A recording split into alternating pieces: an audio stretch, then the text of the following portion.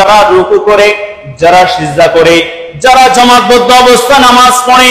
ইসলামের দ্বিতীয় বুনিয়াদ জামাতে নামাজ আদায় করতে হবে। সুন্নত নামাজ একাকিত্ব আদায় করতে হবে, বেশি বেশি নফল নামাজ আদায় করতে হবে। আমার আল্লাহ বলেন, আমি চাই বান্দা আমার কাছে ফরজের মাধ্যমে আমার রিদামন্দি হাসিল করুক। কিন্তু আমার নবীর মধ্যে, উম্মতের মধ্যে এমন উম্মত আছে যারা নামাজ ফরজের পাশাপাশি তাহাজ্জুদ পড়তে স্বাচ্ছন্দ্য বোধ করে, মাগরিব নামাজের পরে সালাতুল আবাবিল পড়তে স্বাচ্ছন্দ্য বোধ করে, দুখুলুল মসজিদ পড়তে স্বাচ্ছন্দ্য বোধ করে, তাহিয়াতুল ওযু পড়তে স্বাচ্ছন্দ্য বোধ করে, গভীর রাতে তাহাজ্জুদ পড়তে স্বাচ্ছন্দ্য বোধ করে।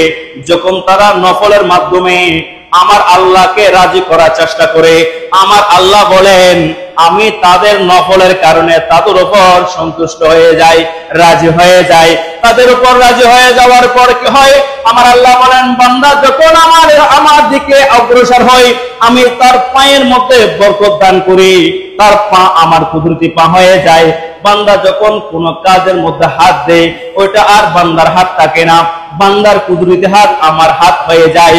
বান্দা যা দ্বারা সে ধরে, বান্দা যখন কান দিয়ে শ্রবণ করে, বান্দার স্বাভাবিক কান থাকে না, এই কান আল্লাহর কুদরতি কান হয়ে যায়, আল্লাহর রহমত বর্ষণ হয়ে যায়। বান্দা যা শুনে আল্লাহর কুদরতি কানে শুনে, বান্দা যা বলে আল্লাহর কুদরতি জবানে বলে, বান্দা যা দেখে আল্লাহর কুদরতি জবান, কুদরতি চক্ষু দেখে। আমার রাসূল বলেন, ইনসালানি লাউতিয়ান্নাহু, বান্দা আল্লাহর দরবারে যদি কোনো বিষয় চেয়ে বসে, আমার আল্লাহ বান্দাকে কালে ফিরাই না, বান্দাকে একেবারে চাওয়াটুকু আল্লাহ পূরণ করে দেন। জোরে বলে সুবহানাল্লাহ।